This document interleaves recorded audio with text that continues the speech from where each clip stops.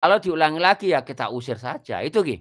Ya, jadi sebenarnya Almarhum Habib Alawi ini harusnya berterima kasih dengan adanya gerakan moral yang disampaikan oleh para konten kreator ya yang telah mengkritisi perilaku-perilaku Pak Alawi, oknum-oknumnya yang jauh panggang dari api, jauh dari keteladanan Rasulullah, maka ke depan ini akan semakin membersihkan nama dari Habib-Habib sendiri yang memakai nama gelar Habib.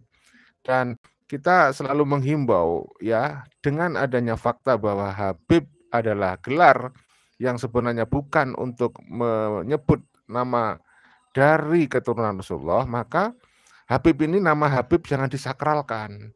Nama Habib jangan dikultuskan.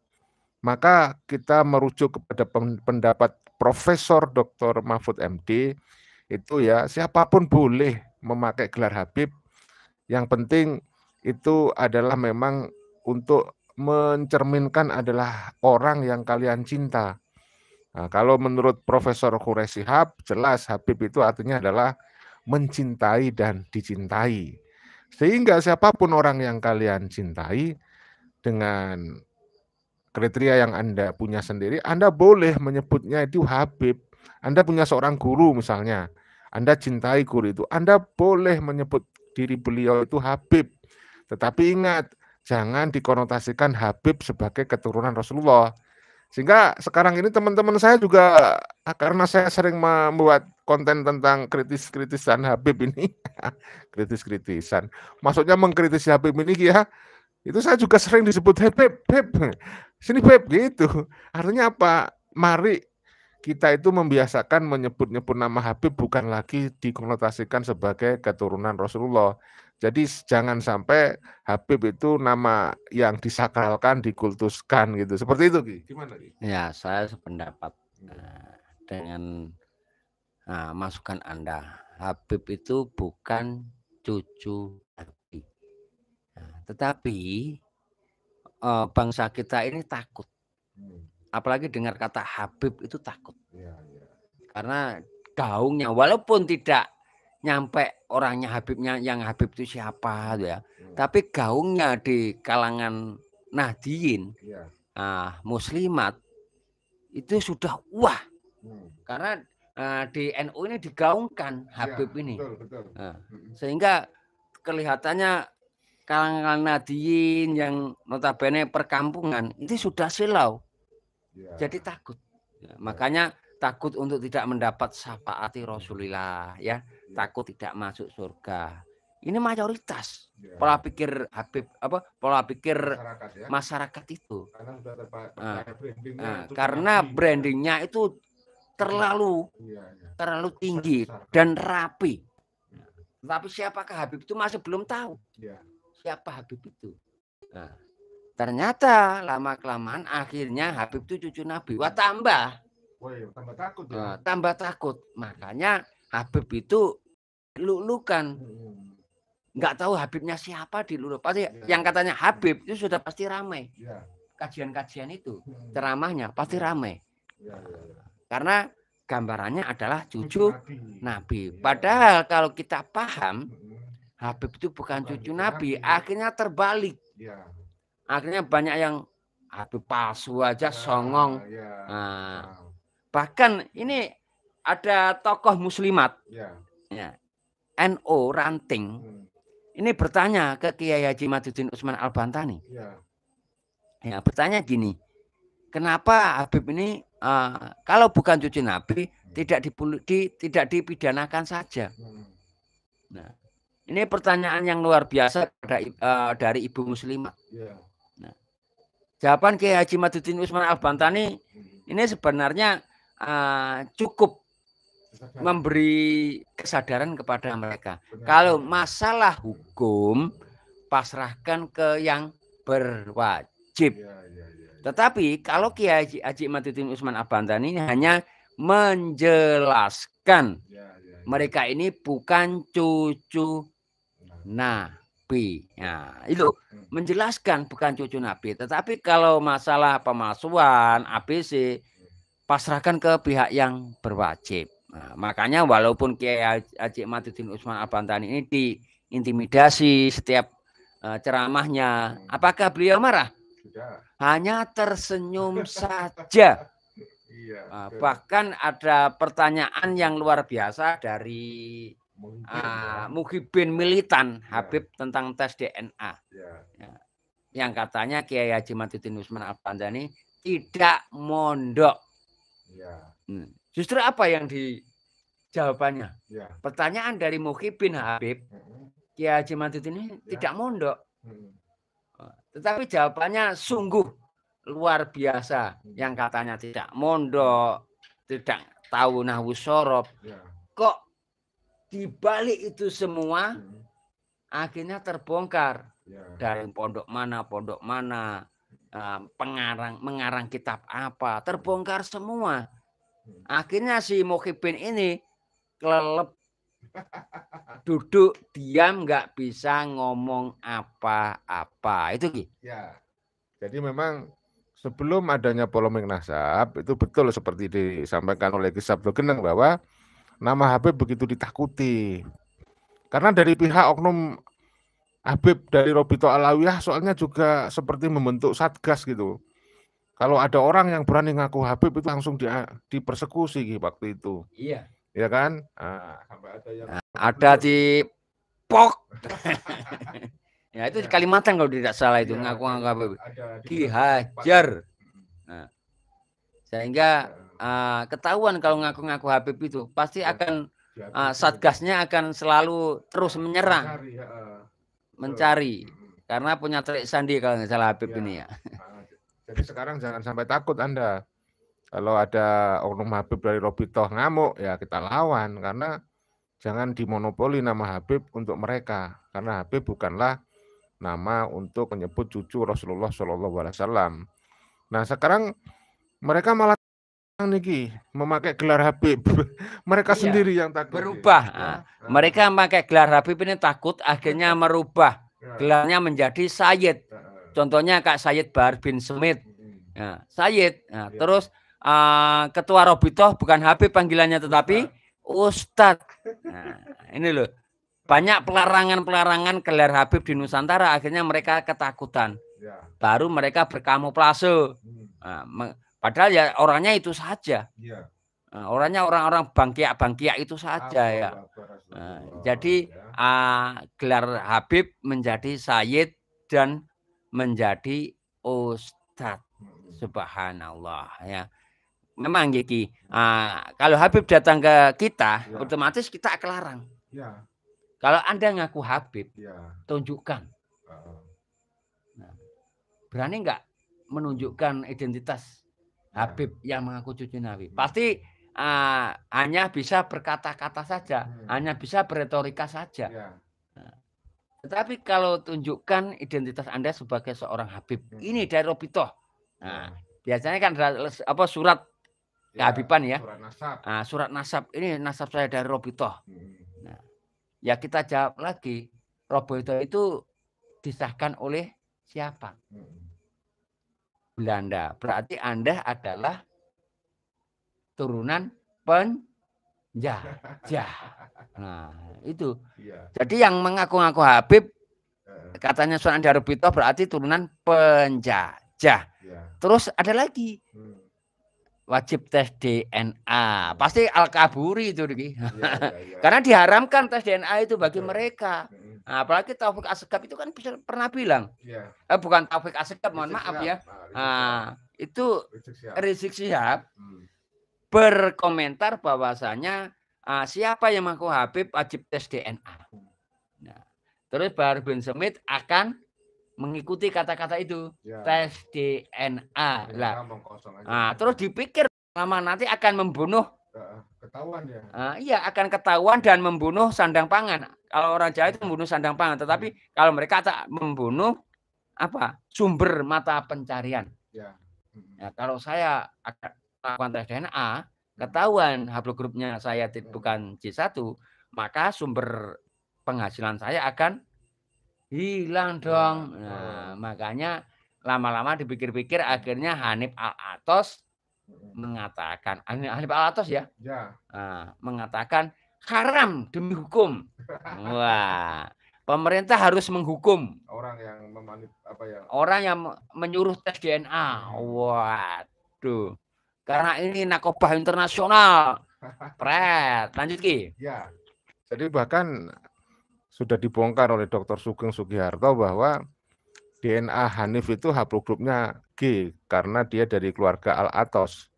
Nah, maka kemudian bisa diduga bahwa kenapa Hanif Al-Atos mengharamkan tes DNA ya karena dia takut ketahuan aslinya, kepalsuannya gitu.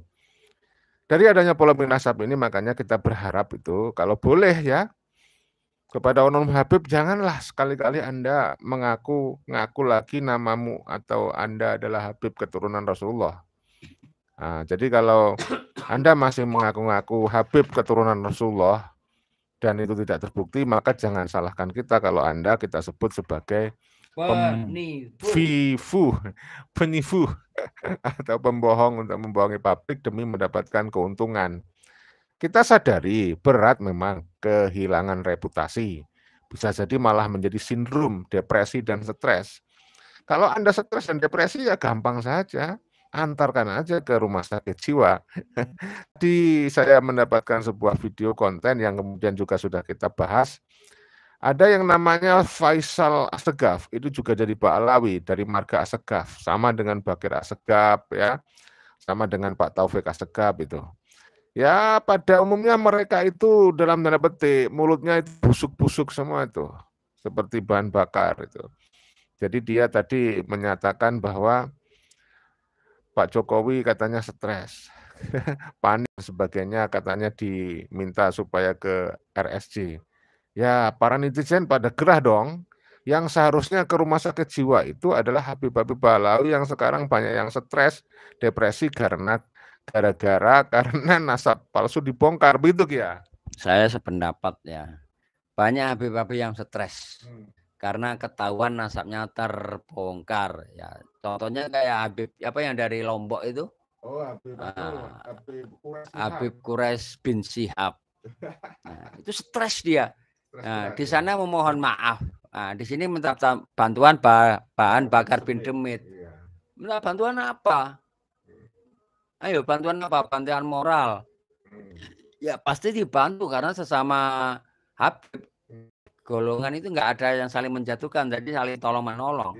Nah, minta bantuan ke bahan bakar supaya terbakar jadi kuat lagi. Nah, nanti masuk jeruji besi bisa terhibur.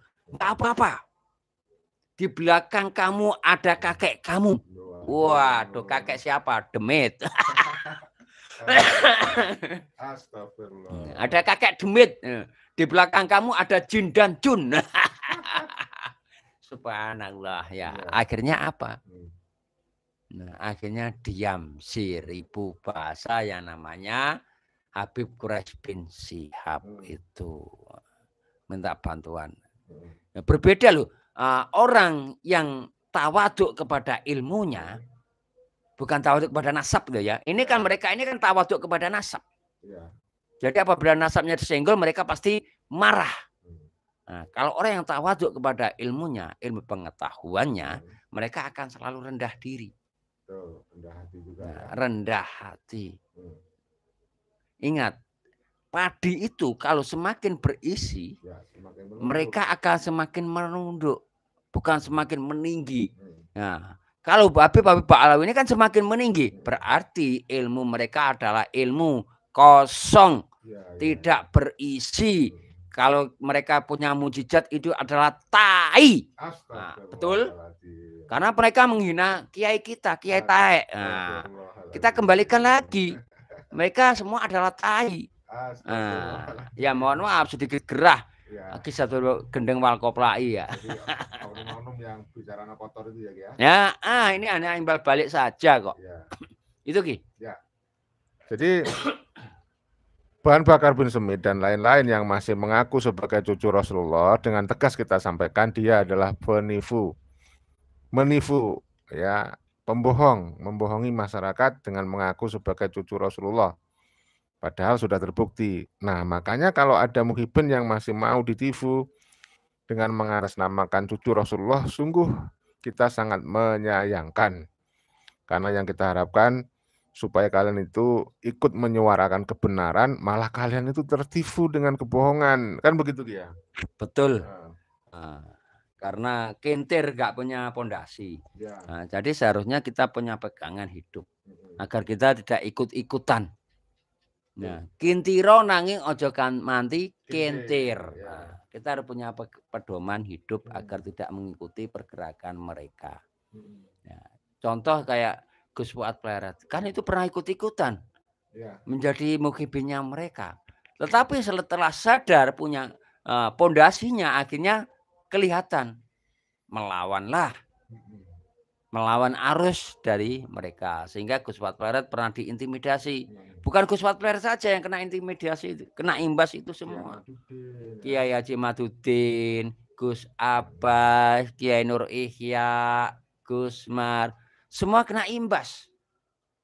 Nah, bahkan somasi. Nah, justru ini malah orang-orang ini bangga. Di somasi ini malah bangga. Kita tunggu. Nah, ternyata waktu dikonfirmasi oleh Gus Mar, katanya palsu, nggak mengeluarkan surat. Tapi stempelnya siapa? Terus tanda tangannya ini siapa? Nah, nggak ngaku.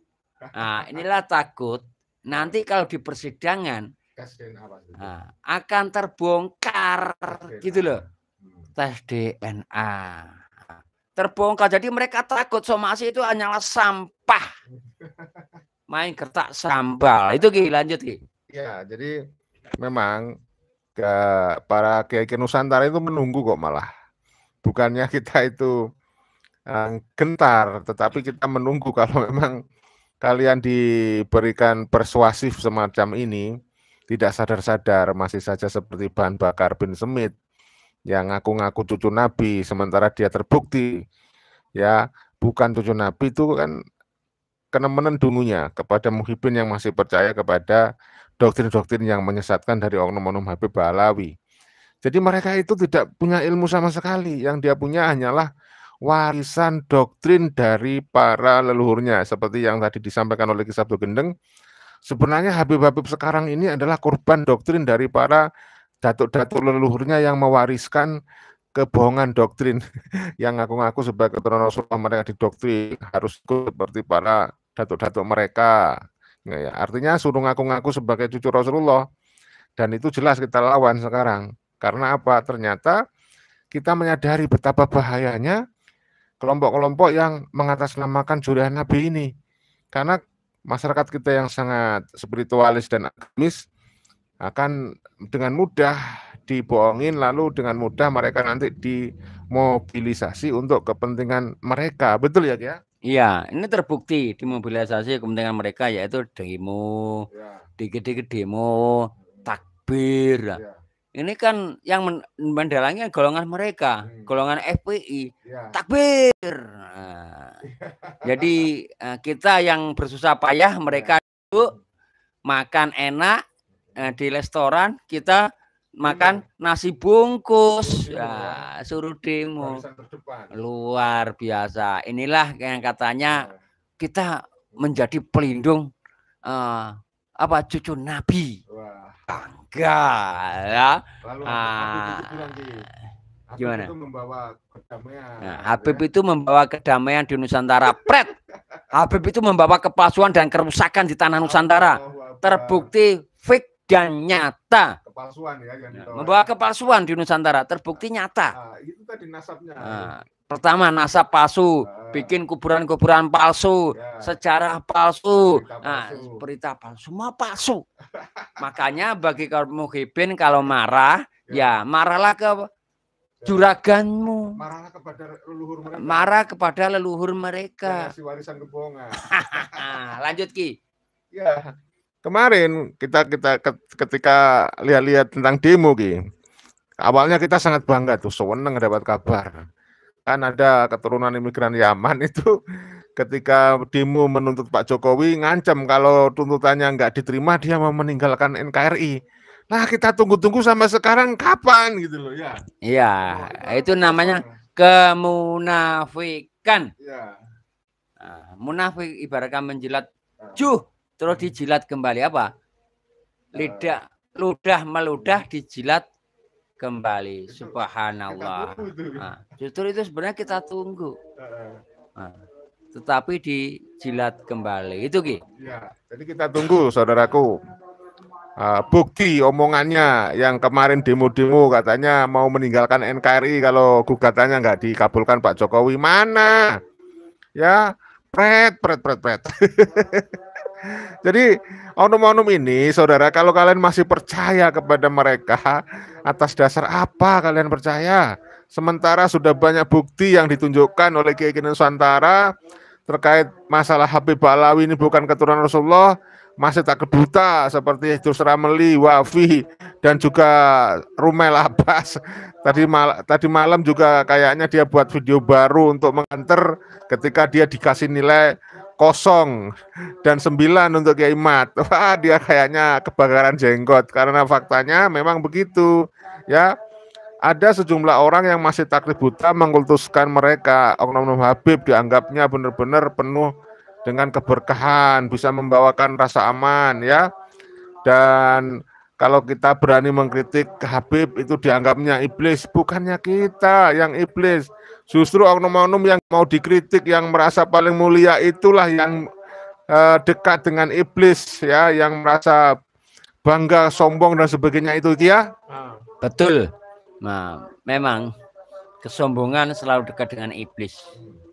Sedangkan kita yang dianggap iblis, justru saya malah bangga kok. Silakan menuduh Ki Sabto Gendeng iblis, jin, setan, parayangan. Karena itu hanyalah dari pola pikir Anda yang sesat.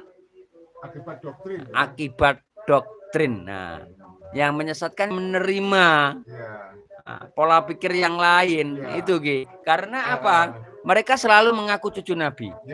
Nah, terus jiwanya jiwa mulia. Loh, kenapa tidak melakukan perbuatan yang mulia? Nah, kata nasabnya paling mulia. Seharusnya kalau nasabnya paling mulia itu harus diikuti dengan budi pekerti, akhlak yang mulia, jiwa yang mulia, suka menolong, bukan suka mencolong. Masa bojone tanggane dicolongi? Nah, itu kan kurang ajar. Habib Toha bin Yahya itu. Subhanallah. Ya, itu Ki. Ya, ini kan banyak orang muhibin itu takut kualat ya Ki ya. Jadi ceritanya dia itu pengen mendapatkan syafaat Rasul. Dia pengen mendapatkan keberkahan dari Habib nih ceritanya. Dia seorang muhibin. Ini nyata ini kisahnya nih. Ya. Dia kemudian katakanlah mengintimidasi saya, ngelaporin kepada atasan saya, ya kan, sampai saya dipanggil, ya kan. Saya bilang, siapa? Saya siap kualat kalau memang saya kualat. Delala kersane ngalah kalau orang Jawa, bukannya saya malati, enggak, saya orang biasa enggak malati. Setelah itu saya dapat kabar, dia itu yang katanya bela-belain Habib, yang laporin saya ke atasan saya itu ya. Ternyata jatuh di kamar mandi sampai masuk rumah sakit itu. Astagfirullahaladzim, ya. Semoga segera sehat ya. Segera sembuh dari musibah ini. Ini bukan kehendak kita, tetapi alam lah. Kalau orang Jawa ini alam. Ini kehendak semesta yang dinangi oleh Allah Subhanahu wa Ta'ala. Jadi Allah itu menyuruh alam yang diciptakan untuk memberi suntikan energi ke si fulan itu tadi. Supaya apa? Supaya ingat bahwasanya kepalsuan ini membawa bencana. Itu Ki. Dan kemudian ya saya tetap, ya karena saya itu tidak mau memiliki perilaku dan hati yang benci, ya saya sapa, saya doain semoga cepat sembuh ya. Ini mungkin karena keberkahan ya. Ya itu semua itu berkah kok. Tergantung pola pikir kita. Semua itu berkah, itu bagus. Nggak ada yang jelek. Allah menciptakan makhluk di dunia ini sempurna. Yang tidak sempurna itu apa? Hanyalah pola pikir manusia yang dikendalikan oleh nafsu keinginannya. Itu Ki. Ya, saya sampaikan. Yang penting ambil hikmahnya lah ya. Mudah-mudahan ada hikmah gitu. Yang jelas ada hikmah, apa yang kita alami semuanya adalah atas izin dan juga takdir dari Sang Ilahi ya, apapun itu ya. Memang semua itu sudah ditakdirkan oleh Allah. Jadi ini takdir dari Ilahi. Nah, relakanlah duka nastofa. Jadi masih menerima duka. Jatuh itu ya harus diikhlas, rela. Jadi pola pikirnya loskan, relakanlah. Nah, supaya apa? Supaya kembali ke jalur yang benar. Itu. Ya, dan saya supaya dia tidak salah paham, ya saya bilang ini kejadiannya tidak ada hubungannya sama saya. Kamu jangan merasa ini kualat sama saya gitu ya. Saya orang biasa, penuh dengan dosa, penuh dengan khilaf. Jadi kamu jangan sampailah paham, saya bilang gitu. Itu semua karena memang sudah dipesti oleh Ilahi kan gitu ya. Iya, memang sudah takdir, tidak bisa dihindari. Walaupun kita sembunyi di kolong semut pun kalau sudah takdir pasti akan berhadapan juga dengan yang tidak kita sukai. Nah, itu kan kita tidak kita sukai. Jatuh. Itu sih kita semua manusia tidak suka kok. Tetapi Allah berkehendak lain. Nah, jadi yang tidak sempurna itu apa? Pola pikir manusia. Secara spiritual manusia masih terbelenggu dengan keinginan dunia. Ya, betul. Nah, sehingga golongan Habib-Habib ini ya nggak ada jiwa spiritualnya. Spiritual taek. Nggak ada. Nah, kalau kita belajar berspiritual, mereka nol. Nah, dengan kajian-kajian spiritualnya, jiwanya nggak ada, yang ada hanyalah jiwa tahi, memikirkan kehidupan, kemuliaan, kemewahan, sanjungan, minta dihargai, dihormati dan dimuliakan, jangan dicaci, jangan dihina, jangan kritisi. Apabila dikritisi sama dengan iblis. Betul atau tidak silakan tulis di kolom komentar. Biarkanlah kita berdua ini yang menjadi iblis mereka. Ya, yang penting bukan iblis manusia, tetapi iblis para mereka yang mengaku cucu Rasulullah. Betul.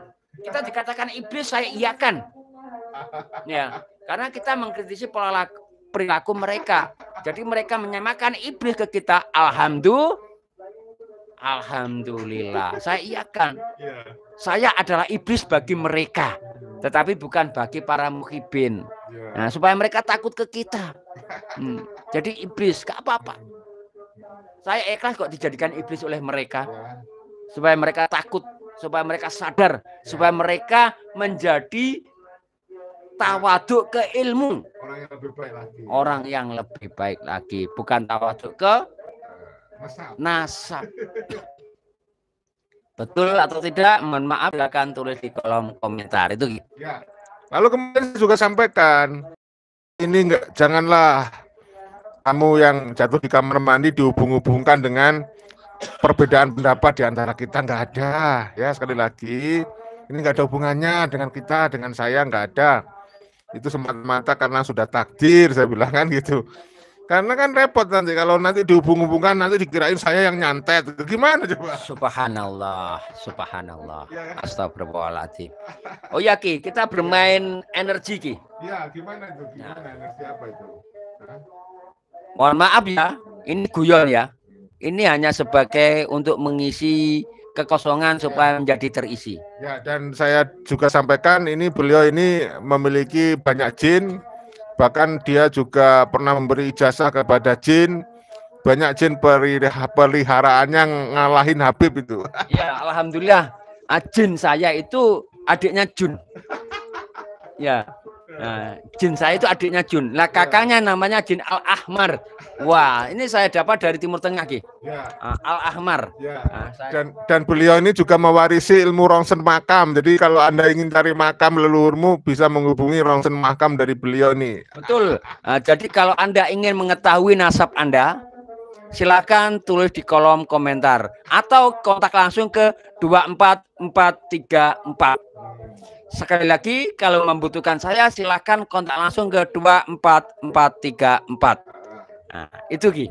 Dan ada angka kosongnya yang belakang, kosong nggak terhingga. Nah, kosong tak terhingga itu enggak. Nah, jadi khusus mereka yang ingin membutuhkan jasa saya, entah itu jasa santet atau jasa yang lain ya, silakan kontak ke 24434. Terutama jasa untuk ngerongsen makam. Ya, jasa rongsen makam. Tapi saya disclaimer ya, karena pelet, ya jangan sampai ada yang minta jasa rongsen apem, nggak boleh. Wah, ini diharamkan ya. Nah, kalau jasa untuk ronsen apem merebut istrinya orang, wah ini dilarang. Ya lebih baik saya rebut sendiri. Astagfirullahaladzim. Mungkin kita disclaimer ya, mohon maaf kepada saudaraku, kita nggak bisa membacakan komentar-komentar kalian karena waktu yang sudah relatif terbatas. Kita akhiri. Saya disclaimer, mohon maaf kalau ada kata-kata yang khilaf. Mohon maaf kalau ada canda dari kita yang kurang berkenan, dimaafin, kita cintai semuanya. Ya, kita tidak membenci siapapun, ya jangan sampai di framing kita membenci Habib, membenci juriah Nabi, tidak sama sekali ya. Ditutup. Oke, terima kasih. Mohon maaf, beribu-ribu maaf. Yang telah hadir, semoga rezekimu mengalir terus tanpa batas. Amin, amin, ya robbal alamin. Saya akhiri, salam budaya.